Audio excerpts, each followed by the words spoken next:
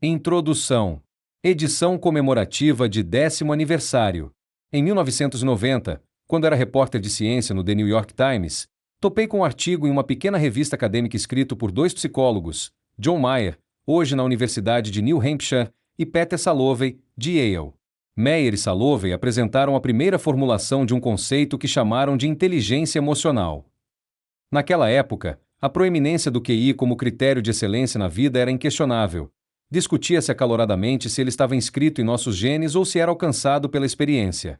Porém, eis que surge, de repente, uma nova forma de pensar sobre os ingredientes do sucesso na vida.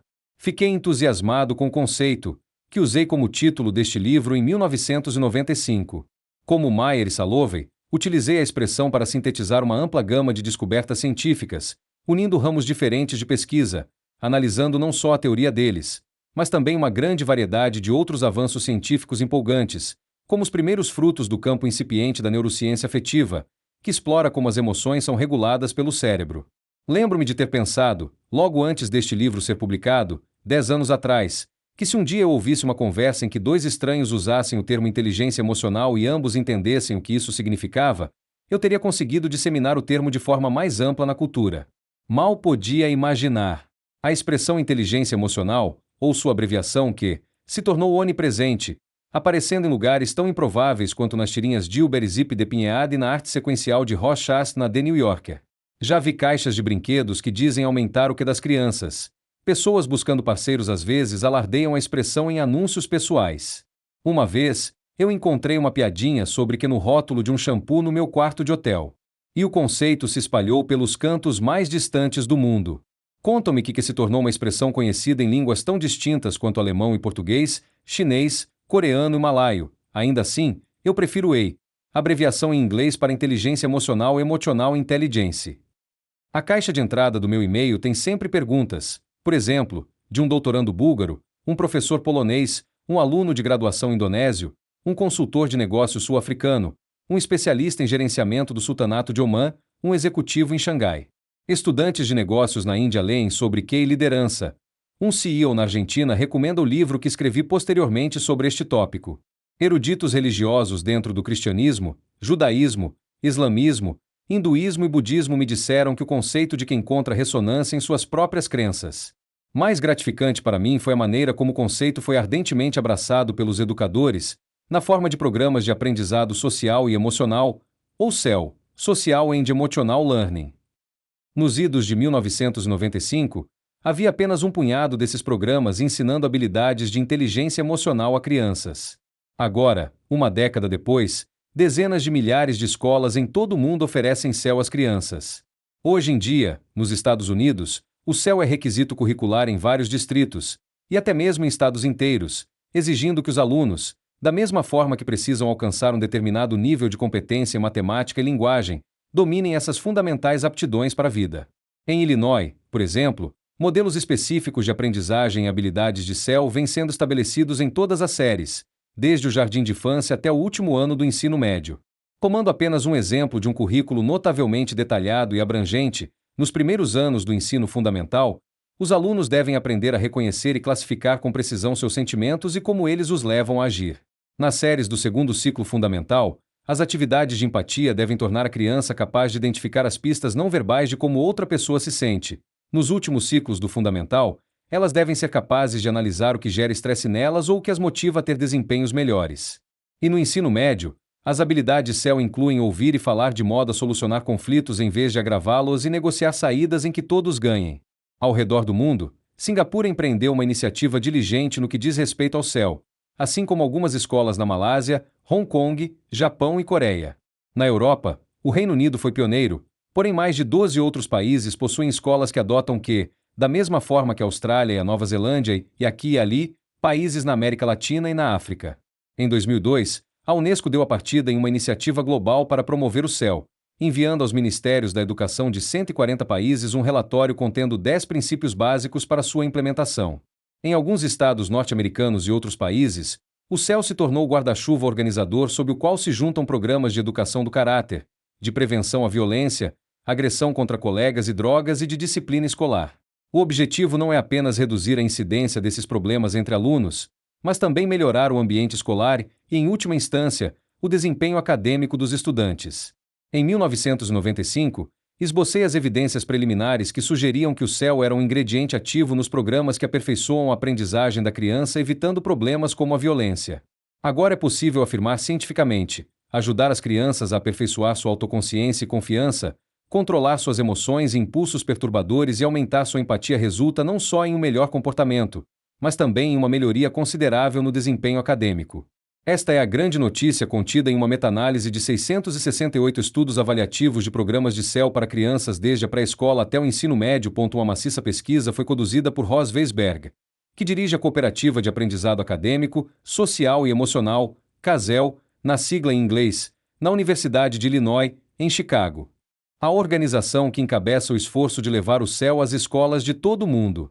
Os dados mostram que os programas CEL geraram grandes benefícios no desempenho acadêmico, conforme demonstram os resultados de teste de desempenho e média de notas.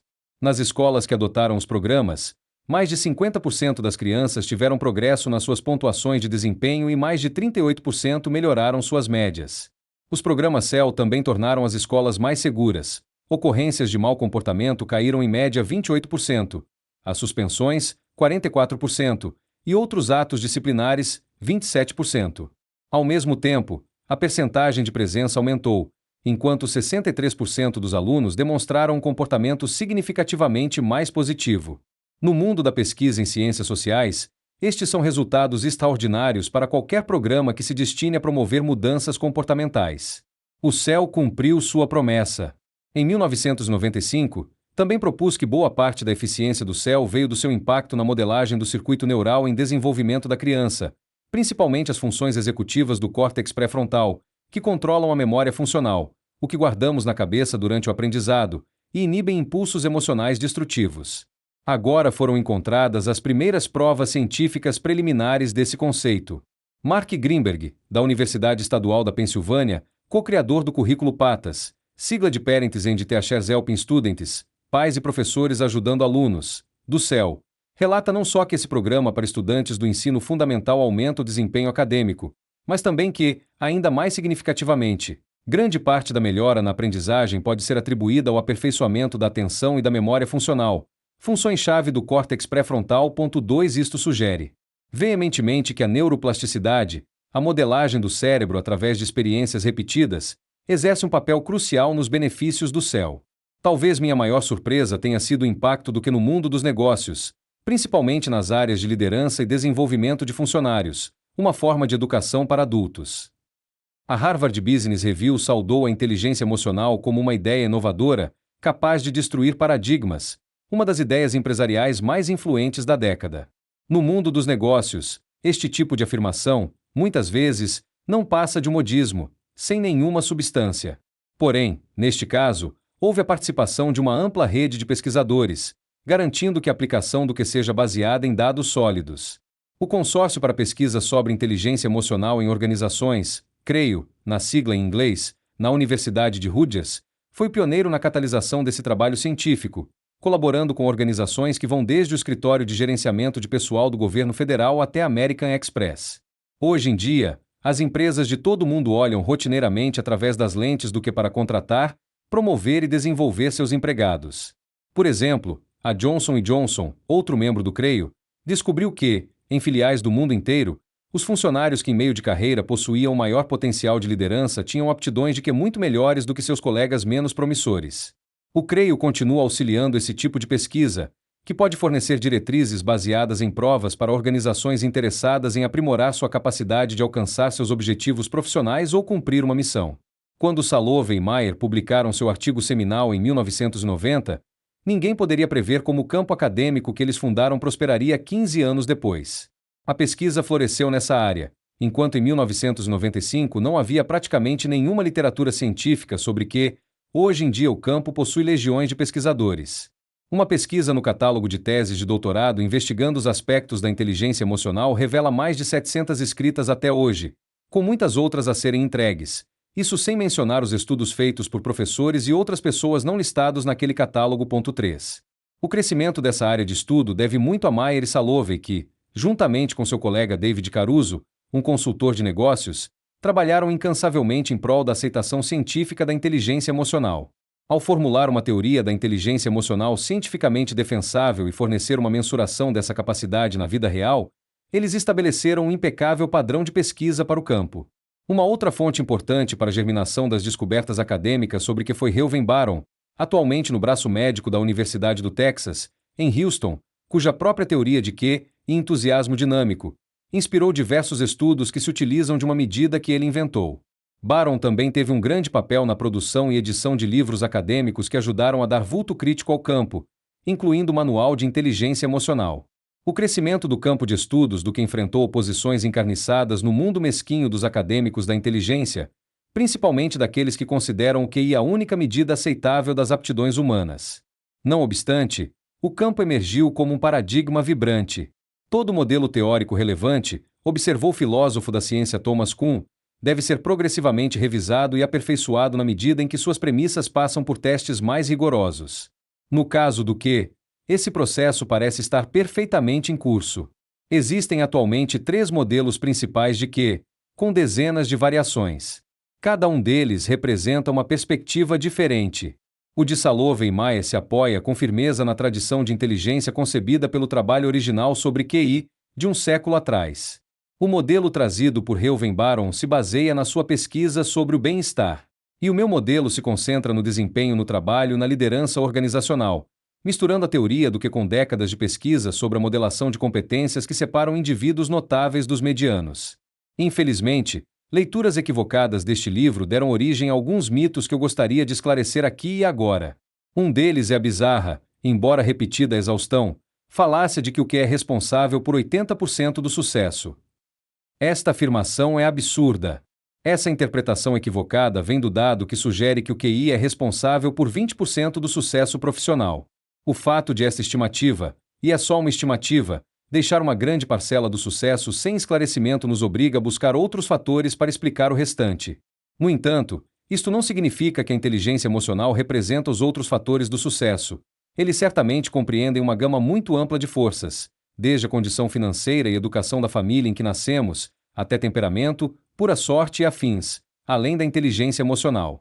Conforme apontam John Mayer e seus colegas, para o leitor ingênuo, trazer à tona a variação não explicada de 80% sugere que deve haver de fato uma variação até o momento ignorada que pode prever grandes porções de sucesso na vida. Embora isso seja conveniente, nenhuma variação estudada em um século de psicologia deu uma colaboração tão grande. 4. Um outro equívoco comum se dá através da aplicação imprudente do subtítulo original do livro, porque ela pode ser mais importante do que o QI, em áreas como o desempenho acadêmico, onde ele não se aplica sem as devidas ressalvas. A forma mais extrema deste equívoco é o mito de que o Q é mais importante do que o QI em qualquer área. A inteligência emocional prevalece sobre o QI apenas naquelas áreas tenras nas quais o intelecto é relativamente menos relevante para o sucesso, nas quais, por exemplo, autocontrole emocional e empatia podem ser habilidades mais valiosas do que aptidões meramente cognitivas. Como se sabe, algumas dessas áreas são extremamente importantes em nossas vidas. A saúde vem logo à mente, conforme pormenorizado no capítulo 11, no sentido de que emoções perturbadoras e relacionamentos nocivos já foram identificados como fatores de risco para doenças. Aqueles que conseguem gerenciar suas vidas emocionais com mais serenidade e autoconsciência parecem ter uma vantagem clara e considerável na saúde. Uma outra área é a do amor romântico e relacionamentos pessoais, ver capítulo 9, onde, como sabemos muito bem, pessoas muito inteligentes podem fazer coisas bastante idiotas. Uma terceira, embora eu não tenha escrito sobre ela aqui, se dá nos níveis mais altos de esforços competitivos, como nos esportes de âmbito mundial. Neste nível, como me revelou um psicólogo de esportistas que treina os times olímpicos dos Estados Unidos, todos têm como requisito 10.000 horas extras de treinamento, de modo que o sucesso depende do empenho mental do atleta. Descobertas sobre a liderança nos negócios e nas profissões pintam um quadro mais complexo. Capítulo 10. A pontuação de QI prognostica muito bem se podemos arcar com os desafios cognitivos que uma determinada posição nos oferece. Centenas, talvez milhares, de estudos demonstraram que o QI prevê quais níveis uma pessoa pode exercer numa carreira. Isto é inquestionável. Porém, o QI cai por terra quando a questão é prognosticar quem, em meio a um grupo talentoso de candidatos dentro de uma profissão intelectualmente exigente, será o melhor líder. Isto se dá em parte por conta do efeito do andar de cima. Todos aqueles nos altos escalões de uma determinada profissão, ou nos níveis superiores de uma grande organização, já foram peneirados em termos de intelecto e destreza. Nesses níveis elevados, um QI alto se torna uma habilidade liminar, necessária para simplesmente entrar e continuar no jogo. Conforme propus no meu livro de 1998, Trabalhando com a Inteligência Emocional, as habilidades de Q, e não QI ou aptidões técnicas, emergem como a competência discriminatória que prevê da melhor forma quem dentre um grupo de pessoas muito inteligentes será o líder mais hábil. Se examinarmos as competências que as organizações em todo o mundo determinaram ser as que identificam seus principais líderes, descobriremos que os indicadores de QI e aptidões técnicas caem para o final da lista quanto mais alto for o cargo. O QI e as aptidões técnicas são fortes indicadores de excelência em empregos menos qualificados. Desenvolvi esta questão de forma mais abrangente no meu livro de 2002, O Poder da Inteligência Emocional. A experiência de liderar com sensibilidade e eficácia, em coautoria com Richard Boyadziz e NMCK. Nos níveis mais altos, os modelos de competência para a liderança consistem geralmente em algo em torno de 80% a 100% de habilidades do tipo Q. Nas palavras do diretor de pesquisa de uma empresa de seleção de executivos, os CIOR são contratados por seu intelecto e habilidade empresarial, e são despedidos por falta de inteligência emocional. Quando escrevi Inteligência Emocional, vi o meu papel como de um jornalista científico cobrindo uma nova e significativa tendência na psicologia, particularmente a junção da neurociência com o estudo das emoções. Porém, na medida em que fui me envolvendo mais no campo, voltei ao meu antigo papel de psicólogo para oferecer meus insights sobre os modelos de Q. Como resultado, minha formulação da inteligência emocional progrediu desde que escrevi estas páginas. Em trabalhando com a inteligência emocional, propus uma estrutura que reflete como os aspectos fundamentais do Q: autoconsciência, autocontrole, consciência social e habilidade de gerenciar relacionamentos, se traduzem em sucesso profissional. Ao fazer isso, peguei emprestado um conceito de David McClellan, o psicólogo de Harvard que foi meu mentor na graduação: competência. Enquanto a inteligência emocional determina nosso potencial para aprender os fundamentos do autodomínio e afins, nossa competência emocional mostra o quanto desse potencial dominamos de maneira que ele se traduz em capacidades profissionais. Para ser versado em uma competência emocional como atendimento ao consumidor ou trabalho em equipe, é preciso possuir uma habilidade subjacente nos fundamentos do Q, especificamente consciência social e gerenciamento de relacionamentos. Mas as competências emocionais são habilidades aprendidas. O fato de uma pessoa possuir consciência social e aptidão para gerenciar relacionamentos não garante que ela tenha dominado o aprendizado adicional necessário para lidar com um cliente a contento ou resolver um conflito. Essa pessoa apenas tem o potencial de se tornar hábil nessas competências. Novamente, uma habilidade de que se faz necessária, embora não seja suficiente, para manifestar uma determinada competência ou aptidão profissional. Seria possível fazer uma analogia cognitiva com um aluno que possui excelentes habilidades espaciais, mas não consegue nem aprender geometria, quanto mais se tornar um arquiteto. Assim, uma pessoa pode ser muito empática, porém péssima em lidar com clientes, se não tiver aprendido a competência para o atendimento de clientes. Para aquelas almas superdedicadas que quiserem entender como meu modelo atual abarca 20 e poucas competências emocionais dentro dos 4 grupos de Q, vejam o apêndice de O Poder da Inteligência Emocional. Em 1995, apresentei dados de uma amostragem nacional, demograficamente representativa, de mais de 3.000 crianças de 7 a 16 anos, avaliadas por seus pais e professores, demonstrando que no espaço de aproximadamente uma década, entre meados de 1970 e meados de 1980, os indicadores de bem-estar entre crianças americanas sofreram um declínio expressivo. Essas crianças eram mais perturbadas e tinham mais problemas, que iam desde solidão e ansiedade até desobediência e queixas. É claro que sempre existem exceções individuais. Crianças que crescerão e se tornarão seres humanos fantásticos, sejam quais forem os números gerais. Porém, um grupo mais recente de crianças, avaliado em 1999, parece ter progredido consideravelmente, mostrando resultados muito melhores do que aquelas do fim da década de 1980. Embora não tenham recuperado os níveis registrados em meados da década de 1970. É fato que os pais ainda estão inclinados a reclamar dos filhos de uma forma geral e ainda se preocupam que seus filhos estejam andando com más companhias. As queixas parecem piores do que nunca. Mas a tendência é nitidamente ascendente. Francamente, estou estupefato. Havia conjeturado que as crianças de hoje seriam vítimas involuntárias dos progressos econômico e tecnológico, inábeis em que porque seus pais passam mais tempo no trabalho do que as gerações anteriores, porque a mobilidade crescente cortou os laços com a família mais ampla e porque o tempo livre se tornou estruturado e organizado demais. Afinal, a inteligência emocional sempre foi tradicionalmente transmitida nos momentos da vida cotidiana, com os pais e os parentes, e na desordem das brincadeiras livres, que os jovens estão perdendo. E também ao fator tecnológico. Atualmente, as crianças passam mais tempo sozinhas do que nunca na história da humanidade, olhando para o monitor. Isso significa um experimento natural numa escala sem precedentes.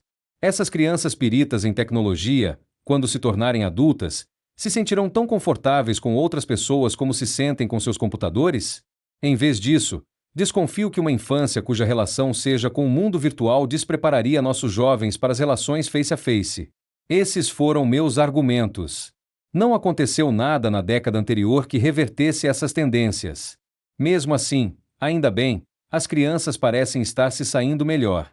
Thomas Aschenbach, o psicólogo da Universidade de Vermont que fez esses estudos, conjetura que o boom econômico da década de 1990 beneficiou não só os adultos, como também as crianças. Mais empregos e menos criminalidade resultou em crianças mais bem cuidadas. Caso haja outra recessão econômica grave, ele sugere, nós nos depararíamos com uma outra queda nesse grau de habilidades para a vida das crianças. Pode ser que sim, só o tempo dirá. A hipervelocidade na qual o que se tornou um tema importante em inúmeros campos dificulta previsões, mas deixe-me oferecer algumas ideias do que espero para essa área no futuro próximo. Muitos dos benefícios resultantes do desenvolvimento de capacidades de inteligência emocional foram destinados aos privilegiados, como executivos de alto nível e crianças de escolas particulares. É claro que muitas crianças em bairros pobres também se beneficiaram, por exemplo, se suas escolas adotaram o CEL. Porém, quero encorajar uma maior democratização desse tipo de desenvolvimento de habilidades humanas, alcançando blocos geralmente negligenciados, como as famílias pobres, nas quais as crianças muitas vezes sofrem danos emocionais que pioram ainda mais a situação delas, e as prisões, principalmente os delinquentes juvenis que poderiam se beneficiar enormemente de habilidades reforçadoras como o controle da raiva, autoconsciência e empatia. Uma vez ajudados com essas habilidades, suas vidas poderiam melhorar e suas comunidades se tornariam mais seguras. Também gostaria de ver um aumento do raio de ação do próprio pensamento sobre a inteligência emocional, saltando de um foco nas capacidades do indivíduo para um foco naquilo que surge quando as pessoas interagem, seja no caso de um indivíduo para outro ou em grupos maiores. Algumas pesquisas já parecem ter dado esse salto, especialmente no trabalho da psicóloga Vanessa Druska, da Universidade de New Hampshire, sobre como grupos podem se tornar emocionalmente inteligentes. Mas pode-se fazer muito mais. Finalmente, imagino um dia em que a inteligência emocional será tão amplamente compreendida que não será preciso mais discuti-la, pois ela já terá se fundido às nossas vidas. Nesse futuro, o CEL já será prática padrão em todas as escolas. Da mesma forma, as qualidades de que como a autoconsciência, o gerenciamento de emoções destrutivas e a empatia serão lugares comuns nos locais de trabalho, qualidades obrigatórias para ser contratado e conseguir promoções, e especialmente necessárias para a liderança. Se o que se tornar tão difundido quanto o QI, e tão enraizado na sociedade como medidor das qualidades humanas, creio que nossas famílias, escolas, empregos e comunidades serão todos mais humanos e alentadores. Prefácio à edição brasileira. Escrevi inteligência emocional em meio a uma sensação de crise civil nos Estados Unidos, onde há um aumento crescente dos índices de criminalidade, suicídios, abuso de drogas e outros indicadores de mal-estar social, sobretudo entre os jovens. Acredito que o único remédio capaz de debelar esses sintomas de doença social seja uma nova forma de interagirmos no mundo. Com a inteligência emocional no Brasil me dizem que já há sinais, nesse país, que apontam para a emergência de uma alienação e pressão sociais que, se não contidas, podem levar a colapsos bastante sérios na teia das relações sociais. Nos países desenvolvidos, a tendência é para um individualismo exacerbado, o que acarreta, consequentemente, uma competitividade cada vez maior. Isso pode ser constatado nos postos de trabalho e no meio universitário. Essa visão de mundo traz consigo o isolamento e a deterioração das relações sociais. A lenta desintegração da vida em comunidade e a necessidade de autoafirmação estão acontecendo, paradoxalmente, no momento em que as pressões econômico-sociais estão a exigir maior cooperação e envolvimento entre os indivíduos. Além dessa situação que reflete o mal-estar social, há indicadores de um crescente desconforto emocional, sobretudo entre as crianças. Parece-me que a infância, um período crucial para a formação do adulto, neste mundo em que estamos vivendo, deva merecer uma atenção maior de parte daqueles que são os principais responsáveis pelas crianças, pais e professores. Os pais, em nossos dias, exercem sua paternidade sob tensões e pressões de ordem econômica que não existiam na época de nossos avós. O que eu proponho é que esses pais dediquem o tempo que lhes sobra para ajudar seus filhos a dominarem as habilidades humanas essenciais que são necessárias, não só para lidar com as próprias emoções, como para o estabelecimento de relações humanas verdadeiramente significativas. Aos professores, sugiro que considerem também a possibilidade de ensinar às crianças o alfabeto emocional, aptidão básica do coração. Tal como hoje ocorre nos Estados Unidos, o ensino brasileiro poderá se beneficiar com a introdução, no currículo escolar, de uma programação de aprendizagem que, além das disciplinas tradicionais, inclua ensinamentos para uma aptidão pessoal fundamental, a alfabetização emocional. O desafio de Aristóteles. Qualquer um pode zangar-se, isso é fácil. Mas zangar-se com a pessoa certa, na medida certa, na hora certa, pelo motivo certo e da maneira certa, não é fácil. Aristóteles. Ética a Nicomaco. Era verão em Nova York, naquela tarde, fazia um calor sufocante, insuportável. As pessoas andavam pelas ruas mal-humoradas, em visível desconforto. Na Avenida Madison, peguei um ônibus para voltar para o hotel. Ao entrar, fui surpreendido com a saudação que veio do motorista. Oi, como vai? Esse homem negro de meia-idade e largo sorriso repetiu a mesma saudação a todos os outros passageiros que foram entrando ao longo do percurso no denso tráfego do centro da cidade. Todos, como eu, se surpreendiam, mas, porque estavam com o humor comprometido pelas condições climáticas do dia, poucos retribuíram o cumprimento. À medida que o ônibus se arrastava pelo traçado quadriculado do centro da cidade, porém, uma transformação mágica foi gradativamente ocorrendo. Para nosso deleite, o motorista encetou um animado comentário sobre o cenário à nossa volta. Havia uma liquidação sensacional naquela loja, uma exposição maravilhosa naquele museu. Já souberam do novo filme que acabou de estrear ali na esquina? O prazer dele com a riqueza de possibilidades que a cidade oferecia contagiou a todos. Ao descerem do ônibus, as pessoas já haviam se despido da couraça de mau humor com que tinham entrado, e, quando o motorista lhes dirigiu o sonoro até logo, tenham um ótimo dia, todas lhe deram uma resposta sorridente. Há 20 anos a lembrança desse episódio me acompanha. Quando entrei naquele ônibus da Avenida Madison, eu havia acabado de me doutorar em psicologia, mas a psicologia da época não dava muita atenção para uma alteração comportamental que ocorresse desse modo. A psicologia não conhecia praticamente nada acerca dos mecanismos da emoção. Ainda hoje, ao imaginar a possibilidade de os passageiros daquele ônibus terem propagado pela cidade aquele vírus de bem-estar, constato que aquele motorista era uma espécie de pacificador urbano, uma espécie de mago que tinha o poder de transmutar a soturna irritabilidade que fervilhava nos passageiros de seu ônibus, de amolecer e abrir corações. Em gritante contraste, algumas matérias de jornal daquela semana. Item numa escola local, um garoto de 9 anos causa uma devastação, derramando tinta nas carteiras, computadores e impressoras, vandalizando um carro no estacionamento da escola. Motivo: alguns colegas de classe o haviam chamado de bebê e ele quis impressioná-los. Item 8 jovens saem feridos porque um encontrão involuntário, numa multidão de adolescentes diante de um clube de rap, em Manhattan, leva uma troca de empurrões que só termina quando um dos garotos começa a atirar, com uma pistola automática calibre 38, contra a multidão. A notícia observa que, nos últimos anos, tiroteios por motivos fúteis, mas encarados como atos de desrespeito, se tornaram cada vez mais comuns em todo o país. Item no assassinato de crianças de menos de 12 anos, diz uma notícia, 57% dos assassinos são seus próprios pais ou padrastos. Em quase metade dos casos, esses pais alegam que estavam apenas tentando disciplinar o filho. Essas surras fatais foram provocadas por infrações do tipo a criança ficar na frente da TV, chorar ou sujar fraldas. Item um jovem alemão é julgado pelo assassinato de 5 mulheres e meninas turcas, por um incêndio que provocou enquanto elas dormiam. Membro de um grupo neonazista, ele diz que não consegue ficar no emprego, que bebe e atribui o seu azar aos estrangeiros. Numa voz pouco audível, argumenta: não paro de lamentar tudo o que fizemos, e me sinto infinitamente envergonhado.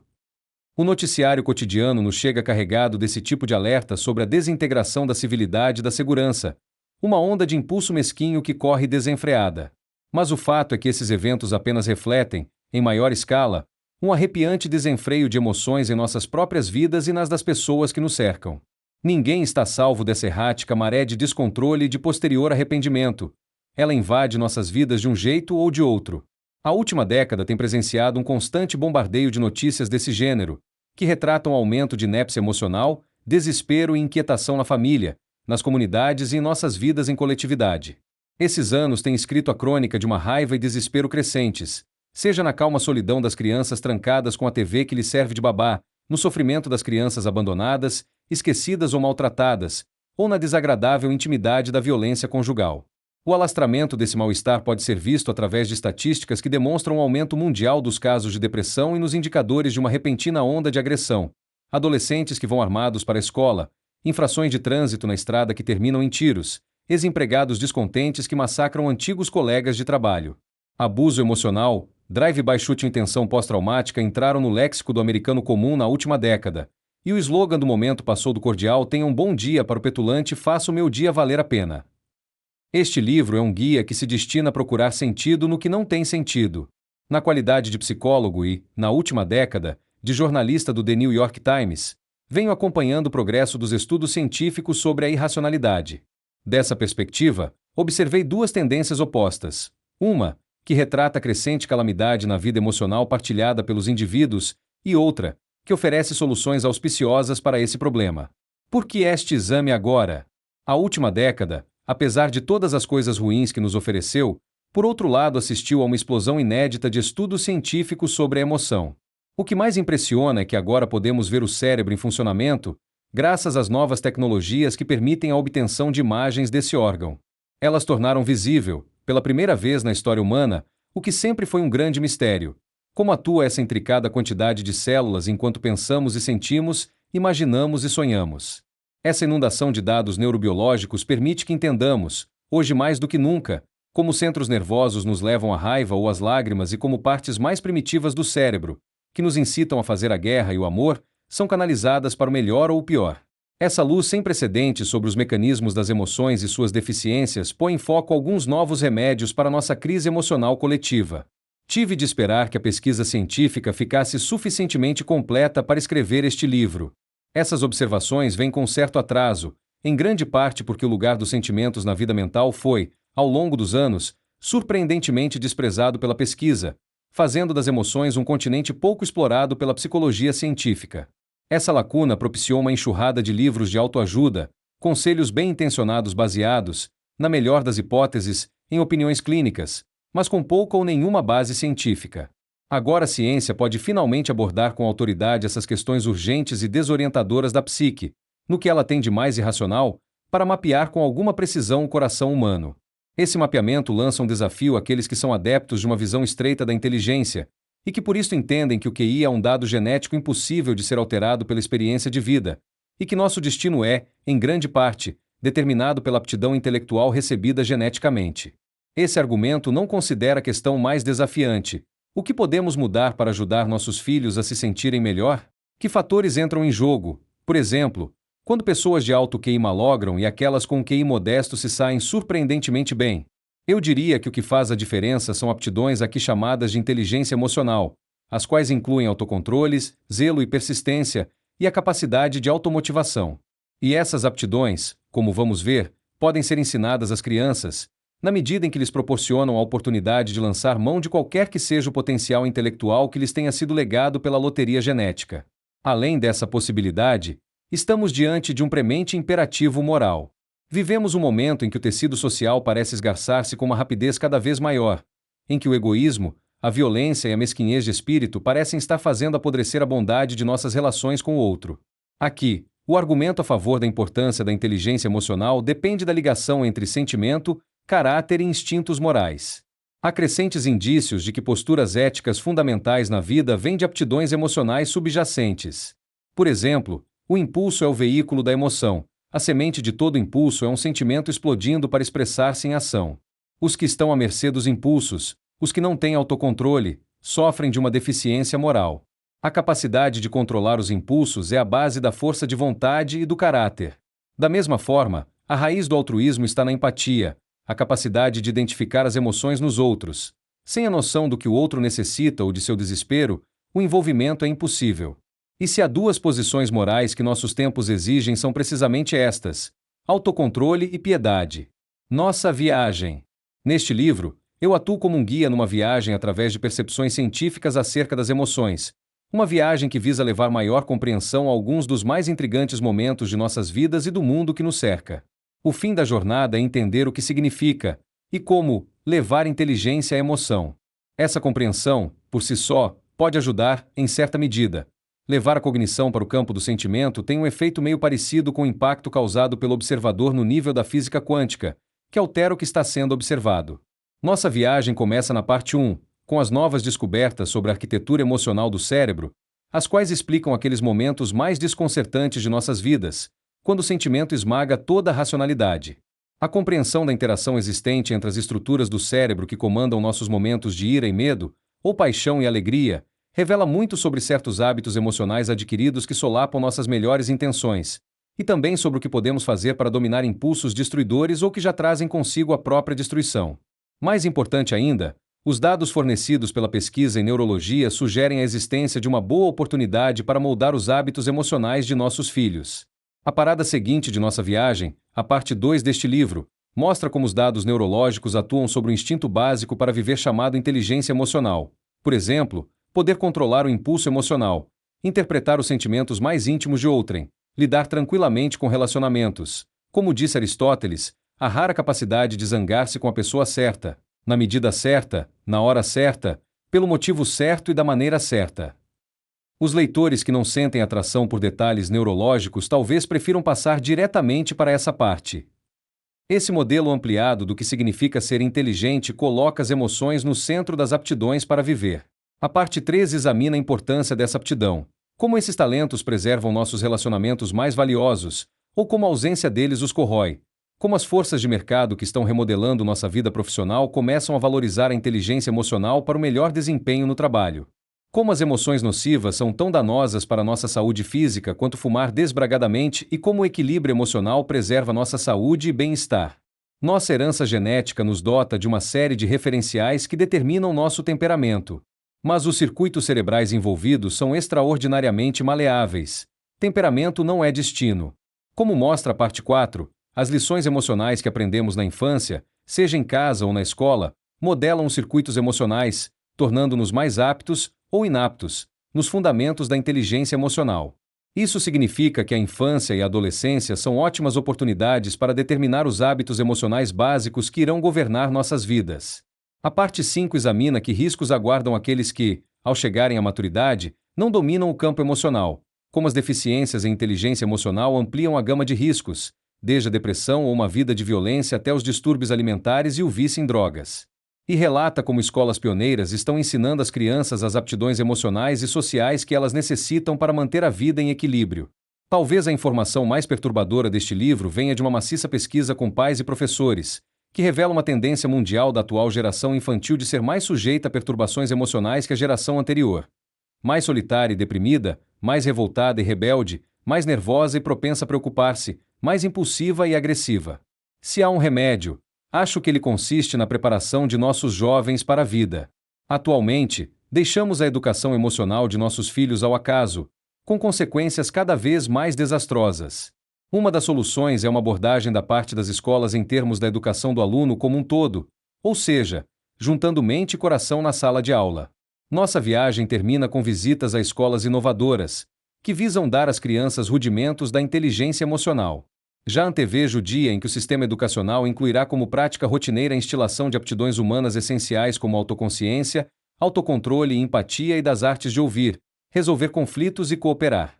Em Ética Nicomaco, inquirição filosófica de Aristóteles sobre virtude, caráter e uma vida justa, está implícito o desafio à nossa capacidade de equilibrar razão e emoção. Nossas paixões, quando bem exercidas, têm sabedoria, orientam nosso pensamento, nossos valores, nossa sobrevivência. Mas podem facilmente cair em erro, e o fazem com demasiada frequência. Como observa Aristóteles, o problema não está na emocionalidade, mas na adequação da emoção e sua manifestação. A questão é: como podemos levar inteligência às nossas emoções, civilidade às nossas ruas e envolvimento à nossa vida comunitária? Rajadas de tiros disparadas de um carro em movimento. N. do T.